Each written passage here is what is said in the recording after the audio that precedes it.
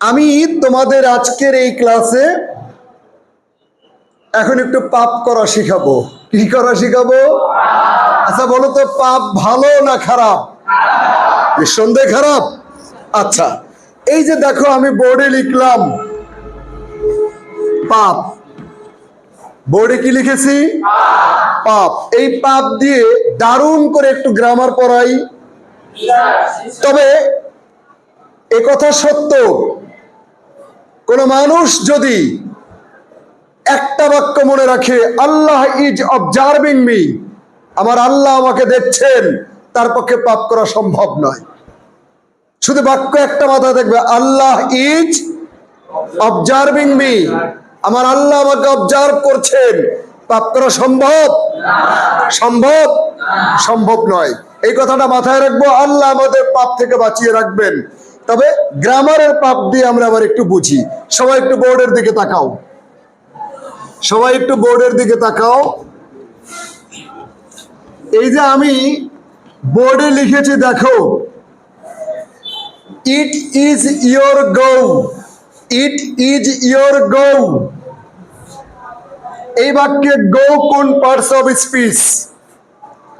এটা কি নাউন? এটা কি প্রোনাউন? ভার্ব? অ্যাডজেক্টিভ? আচ্ছা, সবাই একটু বোর্ডের দিকে তাকাও। আচ্ছা বলো তো বাবা, আমি যে এখন তোমাদের সামনে দাঁড়িয়েছি, আমি কি তোমাদের টিচার নই? আমি যদি এখন ওর ঘড়িটা টান দিয়ে কেড়ে নিয়ে দৌড় দিয়ে বের হয়ে যাই, আমি কি স্মাগলার নই? আমি যদি এখন ওর পকেট থেকে আস্তে করে করি টাকা চুরি, আমি কি চোর নই? ঘরে যাওয়ার পরে আমার সন্তানের কাছে আমি কি বাবা নই? আমার মায়ের কাছে আমি কি ছেলে নই?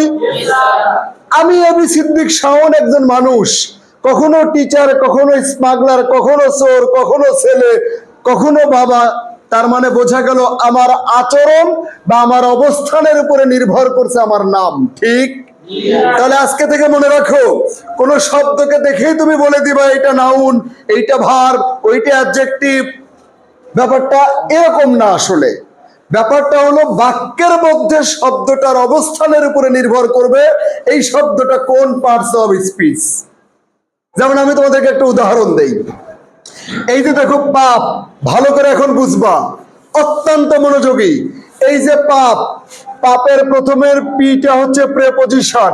পিটা কি বলতো? আর এ মানে হলো আর্টিকেল অথবা অ্যাডজেক্টিভ। আর্টিকেল অথবা আর এই শেষের পি মানে হলো পসেসিভ। শেষের পি মানে কি? আবার বলি, প্রথম পি প্রেপোজিশন, এ হলো আর্টিকেল অ্যাডজেক্টিভ, পরেরটা হলো পসেসিভ। পসেসিভ মানে হলো মাই, আওয়ার, ইয়োর, হিজ, হার, এগুলোকে কি বলে? পসেসিভ। এবার আমার বোর্ডের দিকে সুন্দর করে তাকাও তো। এই যে পাপ, মনে রাখো পাপের পরে শব্দ যদি একটা থাকে, কয়টা? একটা। তাহলে তার নাম হলো নাউন। তার নাম কি বাবা? এবার দেখো, it is your go. Your এটা হলো পসেসিভ। পসেসিভের পরে শব্দ কয়টা? অতএব গো, গো এই বাক্যে এটা হলো নাউন। পাপের পরে শব্দ একটা, তাহলে এটা কি হবে? এটা কি হবে? সূত্র ক্লিয়ার? এবার বোঝো, আমরা জানি গো মানে হলো যাওয়া। গো মানে কি? আরে বাবা, যাওয়া এটা যখন ভার্ব তখন এটার অর্থ হলো যাওয়া, কিন্তু এটা তো ভার্ব নয়, এটা তো নাউন এখানে। তাহলে ইটস ইয়োর গো, এটার অর্থ এবার তোমার পালা। ইটস ইয়োর গো, এবার তোমার পালা। It's your turn, it's your turn, it's your go, এবার তোমার পালা। তার মানে বোঝা গেল শব্দের ব্যবহারের উপরে অর্থের কি হয়ে গেল? পরিবর্তন হয়ে গেল। একটু বোর্ডের দিকে তাকাও তো দেখি, যে আমরা যদি বলি, এই যে আমি একটা শব্দ লিখলাম, দিস ইজ, আর একটু সিম্পল বাক্য লিখি, হি ইজ আ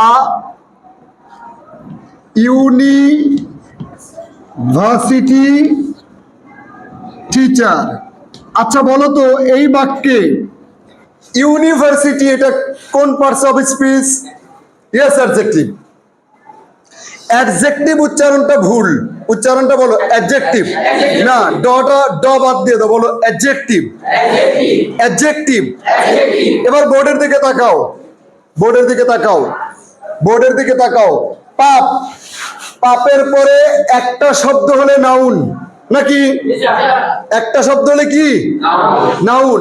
তাহলে আর্টিকেলের পরে একটা শব্দ হলেও, কিন্তু শব্দ যদি দুইটা হয়, কয়টা হয়? তাহলে মনে করবো প্রথমটা অ্যাডজেক্টিভ, পরেরটা নাউন। তাহলে he is a university student, a হলো আর্টিকেল, তার মানে পাপ। তার মানে কি পাপ? তার মানে কি পাপ। He is a university teacher, a হলো কি আর্টিকেল, তাহলে এটা পাপ। পাপের পরে শব্দ কয়টা দেখো?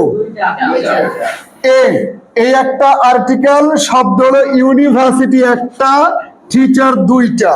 শব্দ যেহেতু দুইটা পাপের পরে, অতএব প্রথমটা অ্যাডজেক্টিভ, পরেরটা নাউন। তাহলে এইখানে ইউনিভার্সিটি হলো অ্যাডজেক্টিভ আর টিচার হলো নাউন।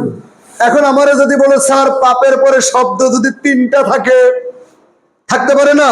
যেমন হি is a very good student, he is a very good student. তাহলে এখন দেখো হি ইজ আটা হলো আর্টিকেল, এবার শব্দ কয়টা? ভেরি গুড স্টুডেন্ট, কয়টা হলো? তিনটা। তাহলে ভেরি হলো অ্যাডভার্ব, গুড হলো অ্যাডজেক্টিভ, আর কি স্টুডেন্ট নাউন। আচ্ছা, তাহলে এবার আমার সাথে বলো, আমার সাথে বলো, পাপের পরে একটা শব্দ থাকলে কি হয়? পাপের পরে দুইটা শব্দ থাকলে অ্যাডজেক্টিভ নাউন। পাপের পরে তিনটা শব্দ থাকলে অ্যাডভার্ব অ্যাডজেক্টিভ। তার মানে দুইটা নাউন যদি পাশাপাশি থাকে তাহলেও কিন্তু প্রথমটা অ্যাডজেক্টিভ হয়ে যাবে নাকি? নাকি? আবার এই পাপ বলতে কোনগুলো বুঝাচ্ছি বলো তো? বলো, প্রেপোজিশন, আর্টিকেল, অ্যাডজেক্টিভ, বলো পসেসিভ, পসেসিভ। আচ্ছা, তাহলে আমি আশা করি পাপ দিয়ে যে জিনিসটি বুঝালাম আরেকবার বলি। পাপের পর একটা শব্দ থাকলে, পাপের পর দুইটা শব্দ, পাপের পর তিনটা শব্দ, বুঝাতে পারছি না? এখন একটা প্রবলেম হলো, এই পাপ যদি তুমি বুঝতে চাও, এখন তোমাকে আমার বুঝাতে হবে পিবিসি। কি বুঝাতে হবে? আরে বাবা, যদি না বুঝাই পিবিসি, কেমনে তুমি গ্রামার বের করবা? দেখা বিবিসি, তোমার কে খাওয়াবে সিবিসি? তোমার তো দেখা লাগবে বাংলাদেশি টিভি চ্যানেল ডিবিসি, কেন দেখবা বিবিসি? এখন শেখাবো পিবিসি নাকি? পাপের সাথেই পিবিসির সম্পর্ক। পাপ দিয়ে দারুণ টেকনিক শিখছিল যে পাপের পরে একটা শব্দ নাউন, দুইটা হলে অ্যাডজেক্টিভ নাউন, তিনটা হলে অ্যাডভার্ব অ্যাডজেক্টিভ নাউন। এখন এই টেকনিকটা বের করতে গেলে এক ধরনের প্রবলেমে পড়বো, ওই প্রবলেমটা সলভ করতে হবে পিবিসি দিয়ে। তাহলে গোটা যেইখানেই তুমি ফাইন্ড আউট করো না কেন, এই টেকনিকে ফাইন্ড আউট করতে পারবা, grammatical parts of speech identification করতে পারবা ইনশাআল্লাহ। বোঝা গেল? Thank you.